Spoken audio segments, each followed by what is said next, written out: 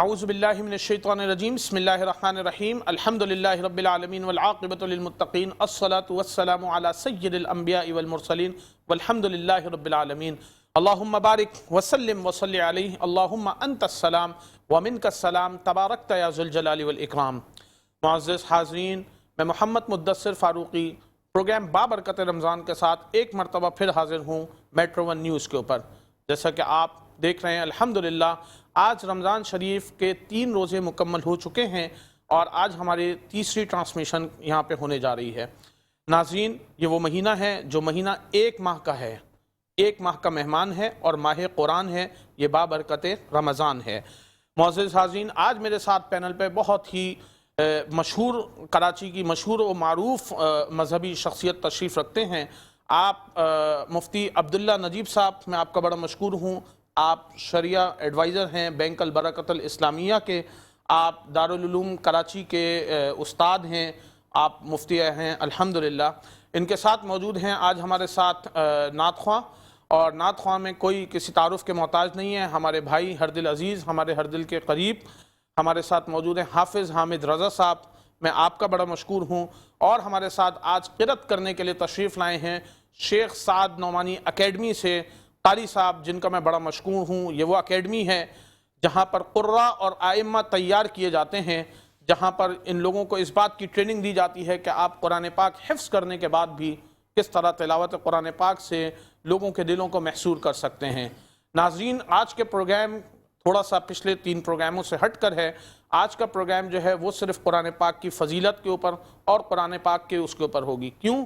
کیونکہ یہ ماہ رمضان، ماہ قرآن ہے، تو آج اسی وجہ سے ہم نے اپنے جو گیسٹ ہیں پینلسٹ مفتی عبداللہ نجیب صاحب، ان کا میں بڑا مشکور ہوں۔ لیکن پروگرام کا آغاز کریں گے ہم تلاوت کلام پاک سے۔ ہم چلتے ہیں تلاوت قرآن پاک کی طرف، اس کے بعد پروگرام کی طرف آئیں گے۔ اعوذ باللہ من الشیطان الرجیم، بسم اللہ الرحمن الرحیم۔ آمن الرسول بما انزل الیہ من ربہ والمؤمنون، كل آمن بالله وملائكته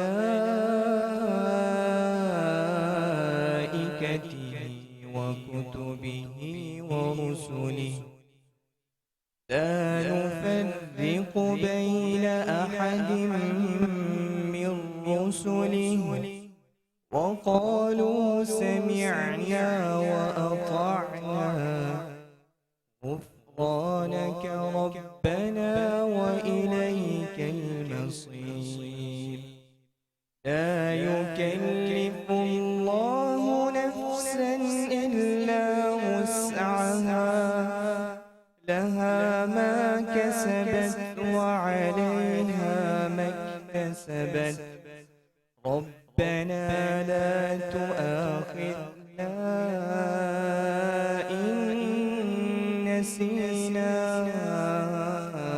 أو أخطأنا، ربنا ولا تحمل علينا إصرا كما حملته على الذين من قبلنا، ربنا ولا تحملنا ما لا طاقة لنا به، واعف عنا واغفر لنا وارحمنا أنت مولانا فانصرنا على القوم الكافرين۔ صدق اللہ العظیم۔ ماشاءاللہ، جزاک اللہ خیر، احسن الجزا۔ یہ تھے جناب قاری ہارون صاحب، آپ کا تعلق شیخ سعد نعمانی اکیڈمی سے ہے۔ بہت مشکور ہوں آپ نے تلاوت قرآن پاک سے اس پروگرام کا آغاز کیا، کیونکہ یہ ماہ قرآن ہے اور آج کا ہمارا ٹاپک بھی ہے۔ ناظرین، اللہ تعالیٰ قرآن پاک میں فرماتے ہیں اِنَّا نَحْنُ نَزَّلْنَا الذِّكْرَ وَإِنَّا لَهُ لَحَافِظُونَ، کہ جس ذکر کو میں نے نازل کیا، میرے اللہ قرآن پاک میں فرماتے ہیں کہ اس کی حفاظت کی ذمہ داری میرے اللہ نے لے لی۔ یہ وہ کتاب ہے، یہ وہ کلام اللہ ہے۔ ناظرین، یہ وہ راہ ہدایت کی کتاب ہے جو آخری آسمانی کتاب ہے۔ آقا نامدار احمد مجتبیٰ محمد مصطفیٰ سرکار دو عالم صلی اللہ علیہ وسلم پر یہ قرآن پاک نازل ہوا، اس ماہ برکت مہینے میں نازل ہوا، ان کی بابرکت راتوں میں اس قرآن پاک کو نازل کیا گیا۔ اگر یہ قرآن پاک کسی پہاڑ پہ نازل کیا ہوتا تو پہاڑ ریزہ ریزہ ہو جاتا۔ اس قرآن پاک کی حرمت بیان کرنے کے لیے مجھ میں تو سکت نہیں۔ یہ قرآن وحدانیت، اللہ رب العالمین کی وحدانیت کو بیان کرتا ہے۔ یہ محمد الرسول اللہ صلی اللہ علیہ وسلم کی زندگی کا مجموعہ ہے۔ یہ وہ قرآن ہے جس میں اللہ رب العالمین مومنوں سے مخاطب ہیں۔ یہ وہ کتاب ہے جو ہمارے لیے راہ ہدایت بنا کے بھیجی گئی۔ یہ وہ کتاب ہے جو راہ شفاعت ہے ہمارے اور آپ کے لیے۔ اگر ہم اور آپ اس کو سمجھ لیں تو اس سے بہتر کتاب میری اور آپ کی زندگی کی رہنمائی کے لیے اور کوئی کتاب نہیں۔ یہ کتاب نہیں، یہ قرآن مجید، یہ فرقان حمید، یہ کلام اللہ، یہ کتاب اللہ ہے۔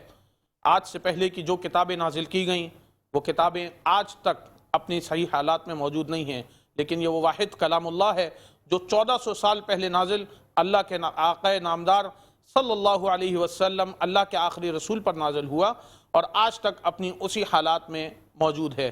قرآن پاک الحمدللہ رب العالمین سے شروع ہو کے من الجنت والناس تک، جہاں تک یہ قرآن پوری دنیا میں جہاں جہاں یہ قرآن پڑھا جاتا ہے اپنے اسی طریقے سے اسی انداز سے پڑھا جاتا ہے۔ قرآن پاک میں کوئی کسی ترجمے کو، کوئی قرآن پاک کی کسی آیات کو ناظرین، کسی آیت کے کوئی غنہ، کوئی زبر زیر کسی ملک میں پڑھا جائے، پاکستان یا پاکستان سے باہر دنیا کے کسی بھی ممالک میں قرآن کو پڑھا جائے گا اسی انداز میں پڑھا جائے گا جس طرح قرآن پاک کو اللہ کے رسول سرکار دو عالم صلی اللہ علیہ وسلم کے اوپر نازل کیا۔ آج اسی پہ بات کرنے کے لیے میرے ساتھ موجود ہیں، میرے پینل پہ جناب مفتی عبداللہ نجیب صاحب، دارالعلوم کراچی کے استاد بھی ہیں، دارالفتہ سے بھی تعلق ہے، مفتی بھی ہیں اور بینک البرکت الاسلامیہ کے آپ شرعی ایڈوائزر بھی ہیں۔ میں آپ کو ایک مرتبہ پھر خوش آمدید کہتا ہوں۔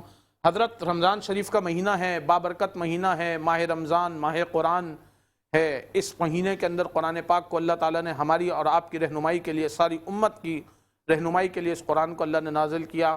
حضرت کیا فرمائیں گے قرآن مجید کے متعلق؟ یہ کس طرح اس کو نازل کیا گیا اور کیا اس کی برکات ہیں ہم پر اور اللہ تعالیٰ نے ہم سے اس میں کیا چاہتے ہیں؟ بسم اللہ الرحمن الرحیم، نحمدہ ونصلی علی رسول الکریم، اما بعد۔ بہت بہت شکریہ آپ کی دعوت کا، اور میں مشکور ہوں کہ آپ نے اس محبت کے ساتھ مجھے دعوت دی اور یہاں اپنے پروگرام میں مجھے بلایا۔ موضوع بڑا اہم ہے آپ نے جو چنا ہے، اور جو مہینہ چل رہا ہے اس کے ساتھ اس کا بڑا گہرا تعلق بھی ہے۔ قرآن کریم میں تو خود آیا ہے شہر رمضان الذی انزل فیہ القرآن، کہ رمضان وہ مہینہ ہے جس میں قرآن کریم نازل کیا گیا ہے۔ تو قرآن اور رمضان ان دونوں کا ایسا جوڑ ہے جس کو آپ سمجھ سکتے ہیں کہ لازم و ملزوم، ایک دوسرے کے، جہاں قرآن ہے وہیں، جہاں رمضان ہے وہیں قرآن کریم بھی ہے، تو دونوں ایک دوسرے سے انتہائی گہرا تعلق رکھتے ہیں۔ قرآن کریم وہ کتاب، جیسے آپ نے اپنی ابتدائی بات میں بتایا کہ وہ کتاب ہے جو ہمارے لیے راہ ہدایت ہے، بے شک، اور یہی وہ کتاب ہے کہ اگر ہم اس کو مضبوطی سے تھامیں تو خود قرآن کریم کہتا ہے کہ وَأَنْتُمُ الْأَعْلَوْنَ إِن كُنْتُم مُؤْمِنِينَ، بے شک، تمہیں سر بلندی حاصل ہو کے رہے گی، شرط کیا ہے کہ تم واقعتاً مومن بن جاؤ۔ یعنی اگر تم اس کتاب اللہ کو، جو ہمارے لیے قانون زندگی ہے، بے شک، اگر ہم اس کو تھام لیں تو ہمیں سر بلندی حاصل ہو کے رہے گی۔ بے شک، اور یہ بات ایسی ہے کہ جس کا مشاہدہ ہم نے تاریخ میں کیا ہوا ہے، اور وہ ان حضرات نے کیا ہے جو ہمارے ہی آباء و اجداد تھے۔ دنیا کے ایک سرے سے لے کر دوسرے سرے تک مسلمانوں کی ہی حکومت تھی۔ بے شک، وہ کوئی غیر معمولی انسان تو نہیں تھے، بے شک، وہ ہمارے ہی جیسے قد کاٹ کے لوگ تھے، بے شک وہ ہمارے ہی جیسے دل دماغ کے لوگ رکھتے تھے، وہ ہماری طرح کے ہی 24 گھنٹے دن میں گزارتے تھے، لیکن ہم میں اور ان میں بنیادی طور پر ایک فرق تھا کہ انہوں نے قرآن کو دستور زندگی بنایا ہوا تھا، آج ہم نے قرآن کریم کو اپنا دستور زندگی نہیں بنایا ہوا۔ قرآن کریم کو دستور زندگی بنائیں گے تو اسی کا یہ نتیجہ ہوگا کہ ایک سرے سے لے کر دوسرے سرے تک مسلمانوں کی حکومت تھی، اور آج چھوٹے چھوٹے ممالک پر مسلمانوں کی حکومت ہے۔ اس زمانے میں یہ نہیں تھا کہ ایک ملک یا دو ملک، بلکہ تین برائے اعظم پر واحد ایک خلیفۃ المسلمین ہوتا تھا۔ اور اس کی بنیادی وجہ آپ اگر غور کریں گے تو صرف اور صرف یہی نظر آئے گا کہ قرآن کریم کو دستور زندگی بنایا ہوا تھا، قرآن کریم کو اپنی زندگی کے ہر معاملے میں اس سے رہنمائی لی ہوئی تھی۔ آج ہم نے قرآن کریم کو محدود کر دیا ہے شیلف تک، اور یہ عموماً شیلف سے باہر اس وقت نکلتا ہے جب کسی کا انتقال ہو جائے یا کہیں کوئی آغاز ہو جائے، یا اس بابرکت مہینے میں اللہ کا شکر ہے مسلمانوں کو کچھ توجہ ہوتی ہے اور اس میں قرآن کریم کی طرف لوگوں کا رجحان بڑھتا ہے۔ لیکن یہ ہمیں محدود صرف اس مہینے تک نہیں رکھنا، بلکہ اس مہینے کے ذریعے سے اپنی زندگی میں یہ پریکٹس لانی ہے کہ سارا سال جو ہے ہم اس قرآن کریم کی تلاوت بھی کریں، اس کی رہنمائی بھی حاصل کریں اور اس پہ عمل بھی کریں۔ اللہ کے نبی سرکار دو عالم صلی اللہ علیہ وسلم کی حدیث مبارکہ بھی ہے کہ تم میں بہترین شخص وہ ہے جو قرآن حکیم کو سیکھے اور دوسروں تک پہنچائے۔ قرآن پاک میں وَمَنْ أَحْسَنُ قَوْلًا مِّمَّنْ دَعَا إِلَى اللَّهِ وَعَمِلَ صَالِحًا وَقَالَ إِنَّنِي مِنَ الْمُسْلِمِينَ۔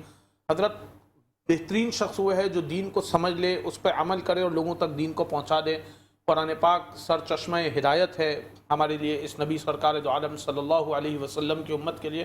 ناظرین بہت اچھی گفتگو فرما رہے ہیں حضرت، لیکن میں گزارش کروں گا جناب حامد رضا صاحب سے کہ وہ حمد باری تعالیٰ پڑھیں۔ اللہ رب العالمین کی شان میں حمد باری تعالیٰ پیش فرما رہے ہیں جناب حافظ حامد رضا صاحب۔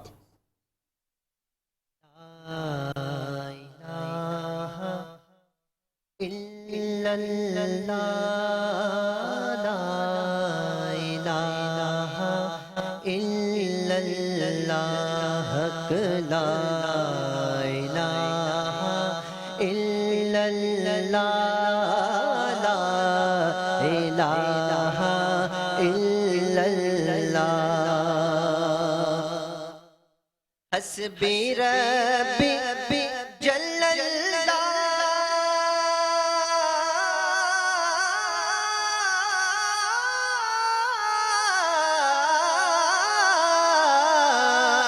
ما فی قلبی غیر اللہ نور محمد صلی اللہ لا الہ الا اللہ حق لا الہ الا اللہ لا الہ الا اللہ۔ اور یہ کلمہ نبی سے ملاتا ہے، وحدت کا جام پلاتا ہے۔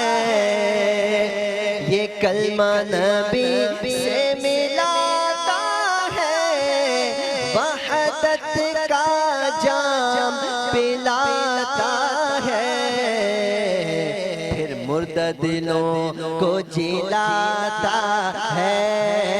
لا الہ الا اللہ حق لا الہ الا اللہ لا الہ الا اللہ۔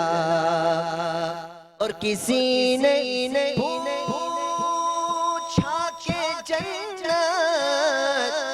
کا راستہ کیا ہے، کسی نے پوچھا کہ جنت کا راستہ کیا ہے، تو مصطفیٰ نے کہا لا الہ الا اللہ لا الہ الا اللہ لا الہ الا اللہ لا الہ الا اللہ محمد رسول اللہ۔ ماشاء اللہ جی، بہت ہی بہترین انداز میں حمد ثنا پیش کر رہے تھے جناب قاری حامد رضا صاحب۔ ناظرین کہیں جائیے گا مت، ایک بریک کی طرف چلتے ہیں، پھر آئیں گے بریک کے بعد۔ پروگرام بابرکت رمضان ہوتے ہیں بریک کے بعد پروگرام بابرکت رمضان میں، اور آج کا موضوع ہے قرآن مجید۔ ناظرین قرآن مجید وہ واحد کتاب ہے جس قرآن کا کوئی ثانی نہیں۔ اگر آپ اس قرآن کی ثانی ڈھونڈنے پہ نکلیں تو آپ کو پوری دنیا میں اس کتاب کا کوئی ثانی نہیں مل سکتا۔ ناظرین یہ وہ کتاب ہے جو اللہ تعالیٰ نے چھوٹے چھوٹے بچوں کے سینوں کے اندر محفوظ کر دیا۔ آپ قرآن پاک کو اور قرآن پاک کے وجود کو ختم کرنے کا دنیا میں کوئی دشمن سوچ نہیں سکتا۔ یہ وہ کتاب ہے جو چھوٹا سا 8, 9, 10 سال کا جو بچہ ہوتا ہے، قرآن پاک اس کے سینے میں محفوظ ہوتا ہے، اور پھر وہ آخری سانس تک اس قرآن پاک کی پاسداری کرتا ہے، تراویح میں قرآن پاک سنا کر اور قرآن پاک کو سن کر۔ یہ دنیا کی وہ واحد کتاب ہے ناظرین جو قرآن پاک تراویح میں سنا کر، اور پیچھے ہزاروں اور کئی لاکھ لوگوں کا مجمع اس قرآن پاک کو سنتا ہے۔ یہ وہ کتاب ہے جو کلام اللہ اور ہدایت کی کتاب ہے۔ اس کو پوچھتے ہیں جناب حضرت مفتی عبداللہ نجیب صاحب، بتائیے قرآن پاک کی، اور ہمیں کچھ آپ بتائیں کہ اس کی روشنی میں ہم اپنی زندگی کو کس طرح بسر کر سکتے ہیں۔ قرآن پاک آپ نے بالکل صحیح فرمایا کہ ہم نے اس کو شیلفوں تک محدود کر دیا، اور ہماری زندگی میں قرآن پاک کا وہ اثر نہیں رہا جو کہ ہماری آباء و اجداد یا ہماری پرانی نسلوں میں رہا۔ اور آپ کو پتہ ہے یہ قرآن وہ واحد کتاب ہے جو ہمارے اور آپ کے لیے اللہ کے رسول سرکار دو عالم صلی اللہ علیہ وسلم پر نازل کی گئی۔ یہ وہ کتاب ہے جس کو ہمارے اور آپ کی بخشش کا باعث بنا کے کیا گیا، اور اگر ہم اور آپ اس قرآن کو سمجھ کر پڑھ کر عمل کرنے والے بن جائیں تو کوئی گنجائش نہیں کہ یہ دنیا اور آخرت دونوں میں اللہ تعالیٰ نے ہماری اور آپ کی اور سارے کے سارے نبی کی امت کی عزت کا پاسداری کرنی ہے۔ یہ جو آپ نے بات فرمائی، میں اسی کے روشنی میں سب سے پہلے اس بات کی طرف آنا چاہوں گا کہ وحی الہی کی ضرورت بھی کیوں ہے۔ بے شک، یعنی قرآن کریم ہم جو کہتے ہیں کہ راہ ہدایت ہے، تو ہمیں اس کی ضرورت کیوں ہے؟ دیکھیے، انسان جب اس دنیا میں آتا ہے تو وہ عمل کے ذریعے سے ہی آگے بڑھ سکتا ہے، بغیر عمل کے کوئی اس کی زندگی اس کے بغیر نامکمل ہے۔ لیکن انسان کی حالت یہ ہے کہ جب وہ پیدا ہوتا ہے تو اس کو سوائے رونے کے اور کچھ نہیں آتا۔ اللہ تعالیٰ نے اس کو جو ذرائع علم دیے ہیں وہ 3 دیے ہیں بنیادی طور پر۔ پہلا ذریعہ علم جس کے ذریعے سے وہ حاصل کرتا ہے وہ ہے اس کے حواس خمسہ، یعنی اگر دیکھنے کی چیز ہے تو آنکھ سے اس کا علم حاصل ہوتا ہے، سننے کی چیز ہے تو کان سے اس کا علم حاصل ہوتا ہے، چکھنے کی چیز ہے تو زبان سے، سونگھنے کی چیز ہے تو ناک سے، اور چھونے کی چیز ہے تو ہاتھ و پیر سے۔ اس کے ذریعے سے انسان جو ہے وہ بہت سارا علم حاصل کرتا ہے، اور ان میں بھی بنیادی طور پر آنکھ اور کان سے سب سے زیادہ علم حاصل کرتا ہے۔ لیکن اگر آپ غور کریں تو ان ذرائع کی ایک لمٹس ہیں، ان لمٹس کے بیانڈ جو ہے آپ ان سے نہیں کر سکتے۔ میری آئی سائٹ کی ایک لمٹ ہے، میں اس سے زیادہ نہیں دیکھ سکتا، اور اگر کوئی چیز حائل آ جائے، سامنے دیوار آ جائے، تو میں اس کے بیانڈ بھی نہیں دیکھ سکتا۔ تو جہاں یہ ناکام ہوتی ہیں وہاں پہ اللہ تعالیٰ نے دوسرا ذریعہ دیا ہے جس کو عقل کہتے ہیں۔ عقل میری رہنمائی کرتی ہے۔ مثلا اگر دیوار کے پیچھے کوئی شخص بول رہا ہے تو مجھے آنکھوں سے نظر نہیں آ رہا، کانوں سے صرف آواز سنائی دے رہی ہے، تو کان تو صرف آواز سنوا رہے ہیں مجھے، لیکن وہ یہ گائیڈ نہیں کرتے کہ یہ شخص کوئی انسان ہے۔ تو یہ عقل مجھے بتاتی ہے کہ فلاں شخص جو ہے وہ دیوار کے پیچھے کھڑا ہے، اور اس کے ذریعے سے مجھے رہنمائی ملتی ہے۔ لیکن عقل کی بھی ایک لمٹ ہے، جہاں عقل ناکام ہو جائے وہاں اللہ تعالیٰ نے تیسرا ذریعہ دیا ہے جس کے ذریعے سے انسان علم حاصل کرتا ہے، اور وہ ہے وحی الہی۔ کیونکہ اگر آپ دور نہ جائیں، خود انسان اپنی ذات پہ ہی اگر غور کر لے کہ میں سب سے پہلے پیدا کیسے ہوا، اس دنیا میں آنے کا مقصد کیا تھا، اور میرا انجام کیا ہوگا، تو اس کو کوئی صاحب عقل جواب نہیں دے سکتا۔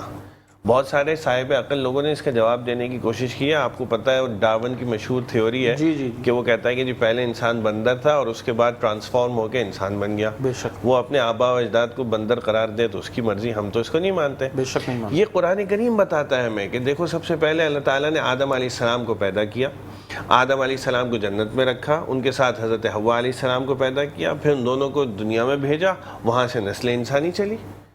دوسرا سوال کہ میں اس دنیا میں آیا ہوں تو میرا مقصد کیا ہے، یہ سوال بھی صاحب عقل نہیں دے سکتا، اگرچہ بہت سارے صاحب عقل جن کو ہم فلاسفرز کہتے ہیں انہوں نے دینے کی کوشش کی ہے، لیکن وہ سوائے اندھیرے میں دھکے کھانے کے اور کچھ نہیں ہے۔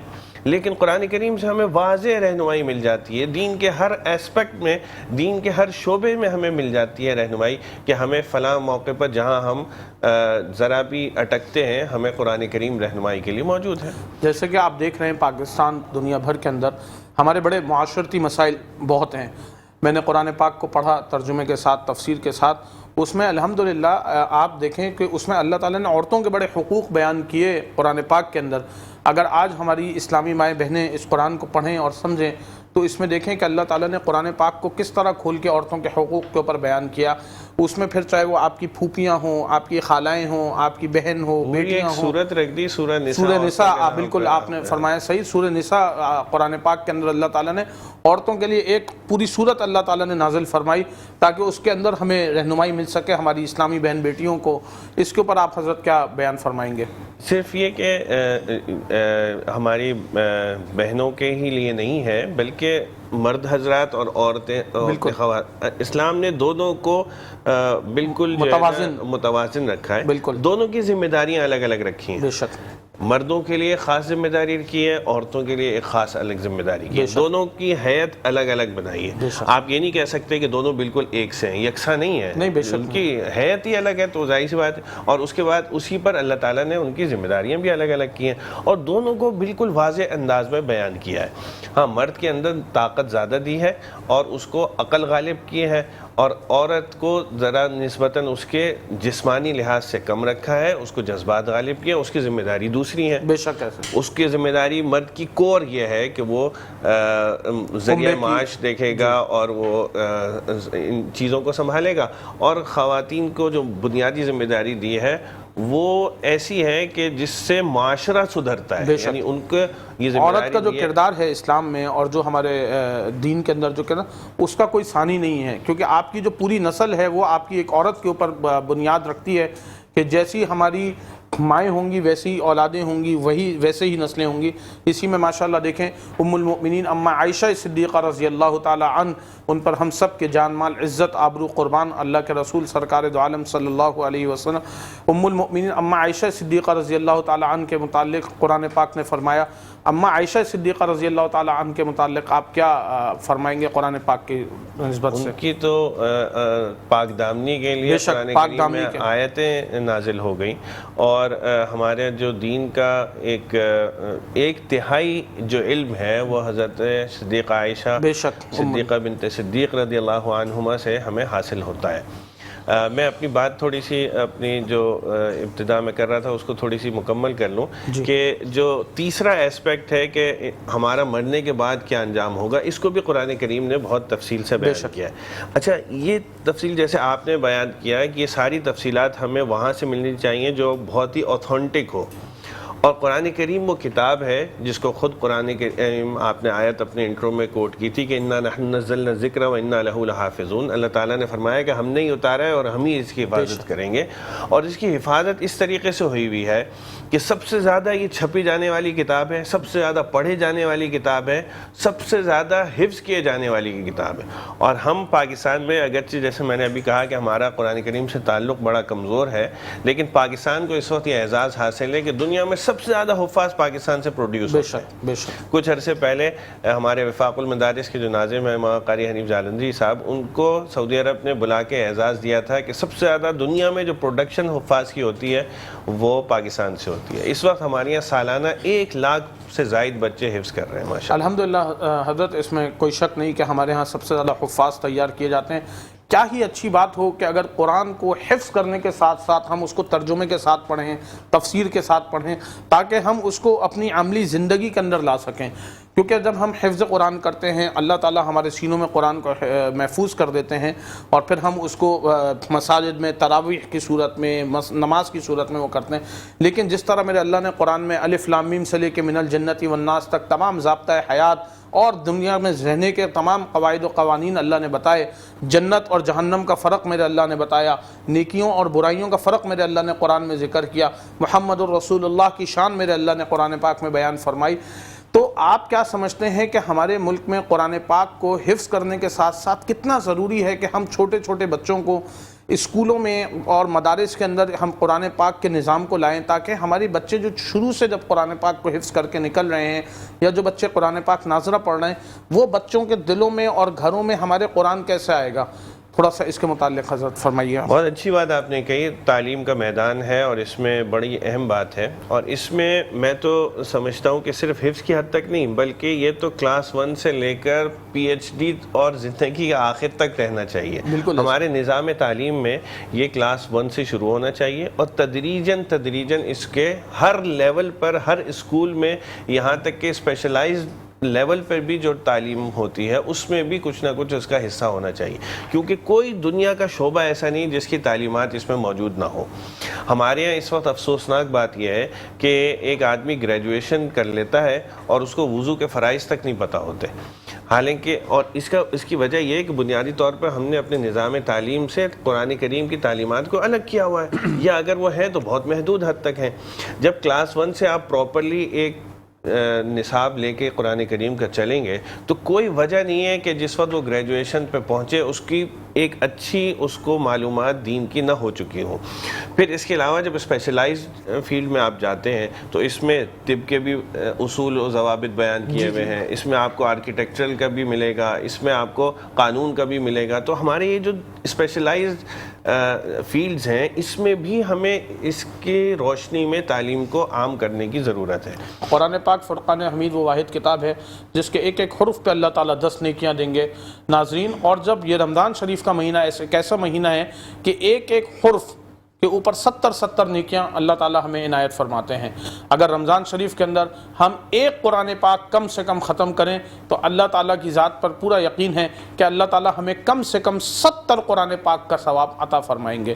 قرآن پاک میں ہے نا الف حرف، لام حرف، میم حرف، یعنی کہ الف ایک حرف ہے، لام ایک حرف ہے، میم ایک حرف ہے، یہ تینوں الگ الگ حرف ہیں، تو اس کی اللہ تعالیٰ نے الگ الگ نیکیاں رکھی ہیں۔ 10 نیکیاں اللہ تعالیٰ نے الف پہ رکھیں، 10 لام پہ رکھیں، 10 میم پہ رکھیں۔ محدثین اور مفسرین آج تک اس الف لام میم کا ترجمہ نہیں کر سکے، تفسیر نہیں کر سکے، لیکن کیونکہ اللہ کے قرآن میں یہ موجود ہے تو اللہ تعالیٰ نے ہر حرف کے اوپر نیکیاں لکھی ہیں۔ حضرت ذرا یہ بیان فرمائیے کہ قرآن پاک کو ہم کس طرح رمضان شریف کے اندر اپنی زندگیوں میں لائیں؟ تراویح میں قرآن پاک سنا جا رہا ہے، سنایا جا رہا ہے، گھروں میں اس کو کس طرح پڑھا جائے قرآن پاک کو، کیونکہ ہماری زندگی کی مصروفیات اتنی بڑھ گئی ہیں کہ جو سب سے اہم کتاب کلام اللہ ہے، قرآن مجید فرقان حمید ہے، جو اللہ کے رسول سرکار دو عالم صلی اللہ علیہ وسلم کی حدیث مبارکہ بھی ہے کہ یہ وہ قرآن ہے جو ہمیں قیامت کے دن بخشوائے گا، یہ وہ قرآن ہے جو قبر کے اندر ہمیں بخشوائے گا۔ سورہ ملک کے متعلق قرآن پاک کے اندر وہ ہے کہ یہ وہ صورت ہے جو ہمیں قبر کے عذاب سے ہمیں بچائے گی۔ اور قرآن پاک جو ہے کیونکہ اللہ کے رسول کے اوپر اترا ہے اور اللہ کے رسول نے اس کے متعلق یہ گواہی دی ہے کہ یہ وہ کتاب ہے جو ہماری قیامت کے دن ہماری بخشش کروائے گی۔ حضرت ذرا اس پہ آپ تھوڑا سا۔ قرآن کریم کے بنیادی طور پر 3 حقوق ہیں ہر مسلمان پر۔ پہلا حق ہے اس کو پڑھنا، بے شک۔ دوسرا حق ہے اس کو سمجھنا، بے شک۔ اور تیسرا حق ہے اس پہ عمل کرنا۔ بے شک۔ اور یہ تینوں حقوق ہمیں الگ الگ ادا کرنے ہر مسلمان کے ذمے میں ضروری ہیں۔ بے شک۔ پہلا حق اس کو پڑھنا، بے شک۔ ہر مسلمان کی ذمہ داری ہے کہ کم از کم ایک پارہ روزانہ اس کی معمولات میں داخل ہو، اس کی پریکٹس میں داخل ہو کہ وہ ایک پارہ کم از کم پڑھے۔ ایک پارہ اگر نہیں پڑھ سکتا اپنی مصروفیت کی وجہ سے، آدھا نہیں پڑھ سکتا، پاؤ پارہ نہیں پڑھ سکتا، ایک رکوع، لیکن ہر مسلمان کے ذمے میں یہ ہے کہ وہ اس بات کا عہد کرے، اس بات کو اپنی زندگی کے معمولات میں لائے، پریکٹس میں لائے کہ میں اپنا کوئی دن ایسا نہیں گزاروں گا جس میں کچھ نہ کچھ تلاوت لازمی طور پہ کروں۔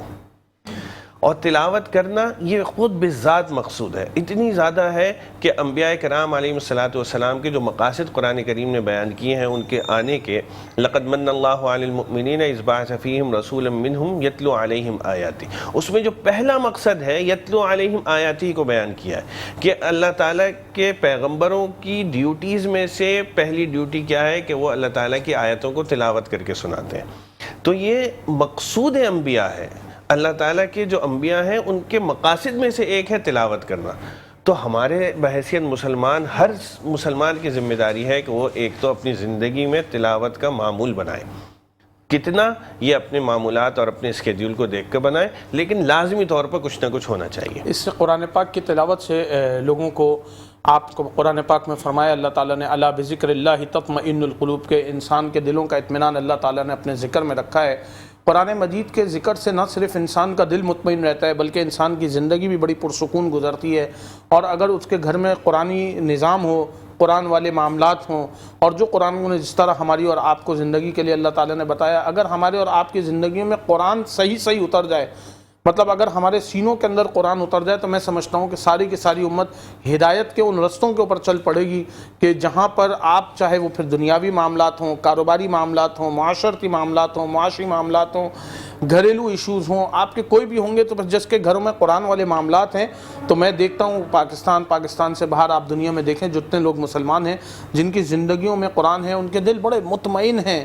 وہ الا بذکر اللہ تطمئن القلوب کی صحیح ترجمہ اور تفسیر کا جو آپ سمجھیں کہ اگر کوئی گواہی ہے تو وہ ایسے لوگ ہیں جن کے دلوں میں اور جن کے گھروں میں قرآن پاک جو ہے وہ رچا اور بسا ہوا ہے، اور وہ معاشرتی طور پہ، معاشی طور پہ اور بہت ساری چیزوں کے اوپر انسان اندر سے مضبوط ہوتا ہے، کیونکہ اللہ نے قرآن پاک میں فرمایا وَمَنْ أَعْرَضَ عَنْ ذِكْرِي فَإِنَّ لَهُ مَعِيشَةً ضَنْكَ، کہ جو امت میرے ذکر سے غافل ہو جائے گی، جو امت میرے ذکر سے غافل ہو جائے گی، اس کے اوپر معیشت کو سخت کر دیا جائے گا۔ فَإِنَّ لَهُ مَعِيشَةً ضَنْكَ، کہ اس کی اکانومی کو ٹائٹ کر دیا جائے گا۔ تو حضرت آپ بیان فرمائیں، کیونکہ ہمارے اس وقت ملک کے معاشی اور معاشرتی بڑے مسائل ہیں، کیا اس کی وجہ قرآن پاک سے دوری اور ہمارا جو اللہ تعالیٰ سے، کیونکہ جب ہم قرآن سے دور ہوئے تو آپ سمجھیں کہ ہم اپنے نبی سے دور ہوئے، جب نبی سے دور ہوئے تو اپنے اللہ رب العالمین سے دور ہوئے، کیونکہ یہ تین وہ چیزیں ہیں جس کے اوپر ایمان کے بغیر انسان کا ایمان مکمل نہیں، اسلام مکمل نہیں، یہی ہمارا ضابطہ حیات ہے۔ حضرت کیا فرمائیں گے اس کے متعلق؟ جو آپ نے فرمایا نا کہ دلوں کا اطمینان ہے، حدیث کا بھی ایک مضمون ہے کہ اپنے گھروں کو قبرستان نہ بناؤ بلکہ تلاوت کیا کرو۔ تو آج ہمارے یہاں جو ایک بے سکونی کی کیفیت ہے، وہ اس کی ایک وجہ یہ بھی ہے کہ ہمارے کیونکہ گھروں میں تلاوت نہیں ہوتی تو اس کی وجہ سے وہ سکون حاصل نہیں ہوتا، ہم خود تلاوت نہیں کرتے تو ہمیں اپنے دلوں میں سکون حاصل نہیں ہوتا، تو نہ دل میں اطمینان ہے، نہ گھر پہ اطمینان ہے، نہ دفتر میں اطمینان ہے۔ اور جیسے آپ نے فرمایا کہ قرآن کریم کیونکہ ہمارے لیے راہ ہدایت ہے، اور راہ ہدایت صرف ایک پہلو میں نہیں ہے۔ آج کل ہمارا ایک جو بہت بڑا ڈرا بیک ہے وہ یہ کہ ہم دیندار اس شخص کو سمجھتے ہیں جس کے عقائد صحیح ہوں اور نماز روزے کا پابند ہو۔ گویا ہم نے دین کو دو شعبوں میں محدود کر دیا، دین کو، ایک عقائد، دوسرے عبادات، جبکہ ہماری زندگی کے اور قرآن کریم کی تعلیمات کے تین شعبے اور بھی ہیں، وہ ہیں معاشرت، معیشت اور اخلاق۔ پانچ چیزوں کے اوپر اسلام، پانچ چیزوں کا مجموعہ ہے، عقائد، عبادات، معاملات، معاشرت اور اخلاق۔ ہم نے عقائد اور عبادات کی حد تک تو کر لیا، لیکن عقائد عبادات کے بعد معاملات بھی ہیں، معاشرت بھی ہے اور اخلاق بھی ہے۔ اور معاملات میں یہ سارے ہمارے آتے ہیں کہ ہم اپنا کاروبار کر رہے ہیں تو کاروبار کیسا کر رہے ہیں، اس کاروبار کو دین کی روشنی میں کر رہے ہیں کہ نہیں کر رہے ہیں۔ ہم اگر ملازمت کر رہے ہیں تو وہ ملازمت دین کی روشنی میں صحیح ہے کہ نہیں ہے، اس ملازمت کے جو تقاضے ہیں وہ پورے کر رہے ہیں کہ نہیں کر رہے ہیں۔ ہم اگر مزدوری کر رہے ہیں تو وہ مزدوری درست ہے کہ نہیں اور اس کے تقاضے پورے کر رہے ہیں کہ نہیں۔ ہم ڈنڈی تو نہیں مار رہے، ہم اس میں کام چوری تو نہیں کر رہے، ہم اس میں حرام خوری میں تو مبتلا نہیں ہو رہے۔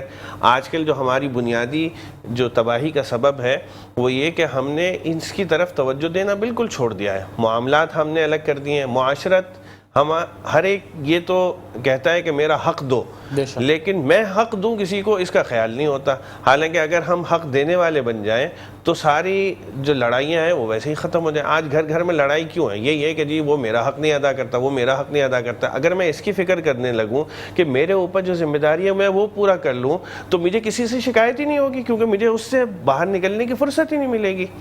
جب میں اس بات کی مسلسل کوشش میں رہوں گا کہ میری جو حق ہے، میرے والد کا جو حق ہے میں وہ پورا کر دوں، میری بیوی کا جو حق ہے وہ پورا کر دوں، میری والدہ کا جو حق ہے وہ پورا کر دوں، بیوی بچوں کا، بہن بھائیوں کا جو حق ہے، جو میرے دفتر کا حق ہے، جو میرے باس کا حق ہے، جو میرے ماتحت کا حق ہے، جو میرے پڑوسی کا حق ہے، یہ میں کسی طرح پورا کر دوں، اس میں کوئی کوتاہی نہ ہو۔ جو میری فکر ہر وقت اس میں رہے گی تو مجھے بتائیے مجھے فرصت ملے گی کہ میں اس بات کی طرف توجہ رکھوں کہ کون میرا حق ادا نہیں کر رہا۔ قرآن پاک میں بہت اللہ تعالیٰ نے واضح فرمایا والعصر ان الانسان لفی خسر، قسم ہے عصر کی کہ بے شک انسان خسارے میں ہے۔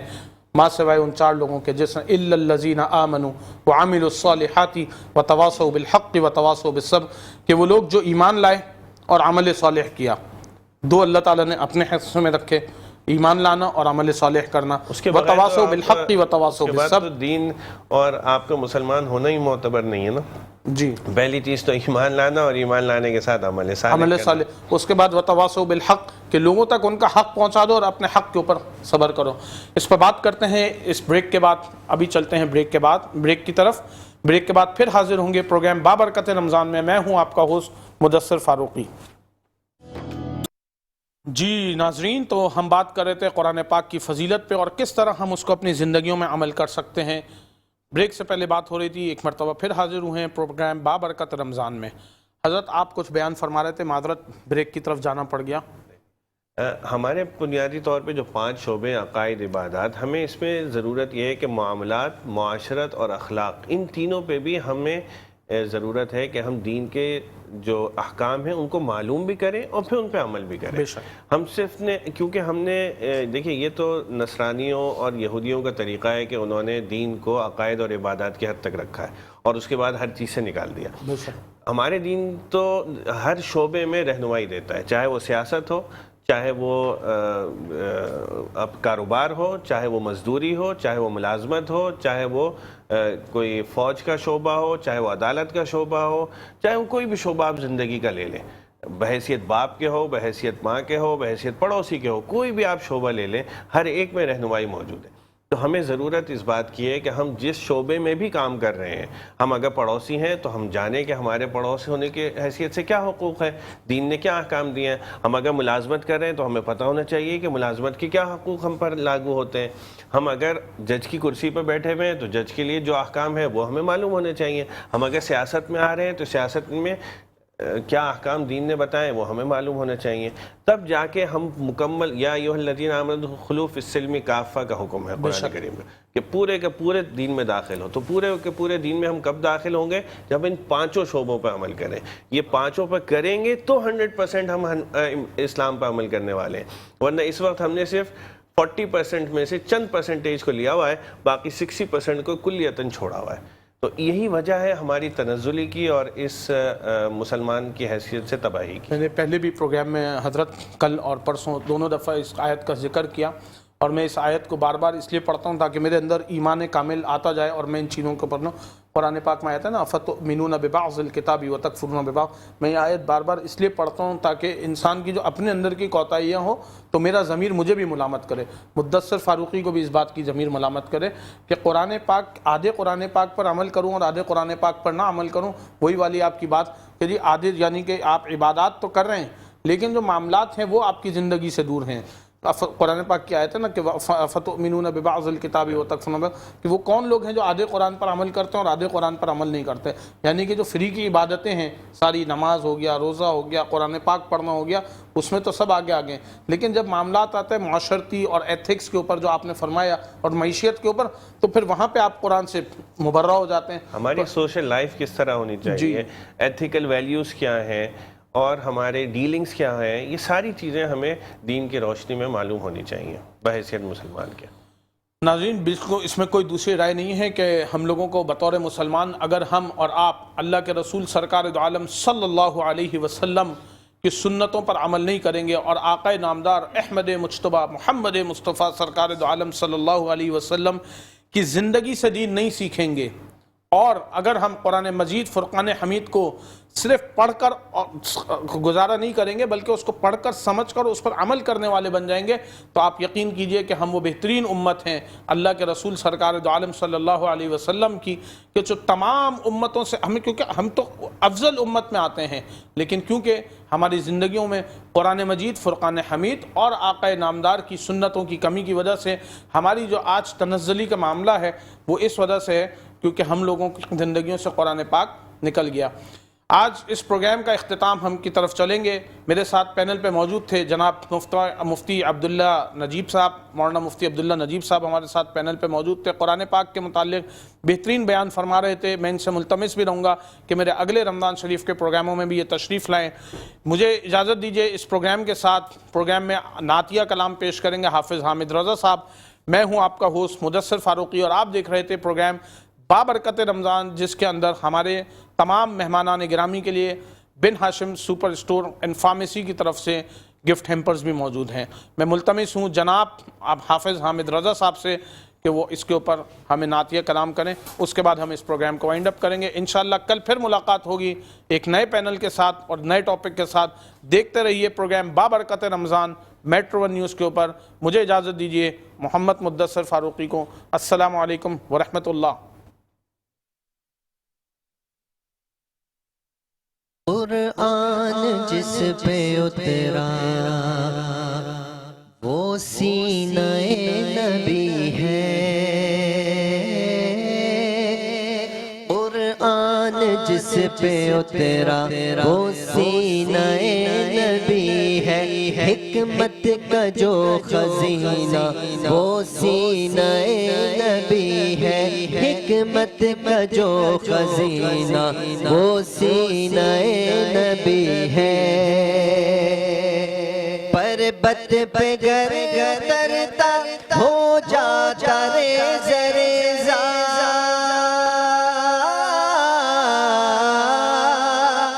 پربت پہ گر اترتا ہو جاتا ریز ریزا، پر کس قدر توانا وہ سینہ نبی ہے، پر کس قدر توانا وہ سینہ نبی ہے، قرآن جس پہ اترا وہ سینہ نبی ہے، حکمت کا جو خزینہ وہ سینہ نبی ہے، اشرح تو کہے اجاگر سینہ کھلے گا تیرا،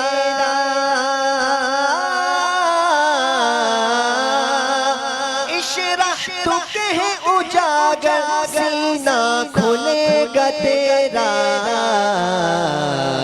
حالی سا کھولتا سا وہ سینہ نبی ہے، قرآن جس پہ اترا وہ سینہ نبی ہے، حکمت کا جو خزینہ وہ سینہ